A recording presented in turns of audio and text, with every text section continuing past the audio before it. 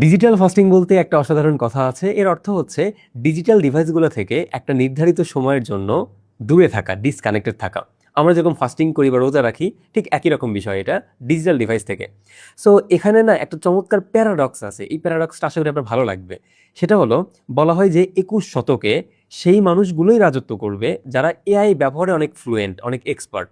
আবার একই সাথে বলা হয় 21 শতকে সেই মানুষগুলো এআই এ এক্সপার্ট হবে বা ফ্লুয়েন্ট হবে যারা কিনা অনেক বেশি ক্রিয়েটিভলি ভাবতে পারে, ক্রিটিক্যালি থিঙ্ক করতে পারে তারা। অর্থাৎ জিনিসটা একটু প্যারাডক্স হয়ে গেল না?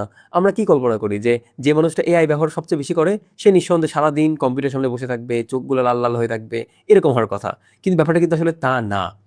কারণ স্ক্রিনের সামনে থেকে আসলে ব্রেইন না ওই যে প্রপারলি থিঙ্ক করার যে বিষয়টা, একটা তথ্যকে সুপার হিউম্যান ইনসাইটের রূপান্তরে দেওয়া যে বিষয়, রূপান্তর করার যে বিষয়টা, এইটা আসলে অনেক সময় স্ক্রিনের সামনে থেকে হয় না।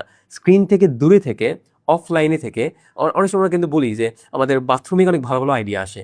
কেন আসে? কারণ ওই সময় আসলে ব্রেইনটা কিন্তু অ্যাক্টিভেট থাকে ভালো এই থিঙ্কিং কাজগুলোর জন্য। ঠিক সে জায়গা থেকে আমার মনে হয় আমাদের প্রত্যেকেরই দিনের মধ্যে কিছু সময় রাখা উচিত অন্তত, যেই টাইমে আমরা টোটালি ডিসকানেক্টেড থাকবো ডিজিটাল ডিভাইসগুলো থেকে, এবং সেই সময় আমরা একটা নির্জনতায় থেকে, সাইলেন্ট মুডে থেকে আমরা আসলে থিঙ্ক করতে পারি, ভাবতে পারি প্রজেক্টগুলো সম্পর্কে। আমার মনে হয় তখন আসলে অনেক অরিজিনাল আইডিয়ার জন্ম হবে। যেই অরিজিনাল আইডিয়াগুলো কখনো চ্যাট জিপিটির কাছ থেকে আসবে না, চ্যাট বটের কাছ থেকে আসবে না। তো এই প্র্যাকটিসটা করলে আশা করা যায় আমরা নিজেরা এআইকে লিড করতে পারবো, এআই আমাদের লিড করবে না। আদারওয়াইজ বুদ্ধিভিত্তিক কাজে এআইকে ইউজ করতে গিয়ে আমরা অনেক সময় চিন্তার স্বাধীনতাটুকু এআইয়ের কাছে কিন্তু বন্দুক দিয়ে পড়তে পারি।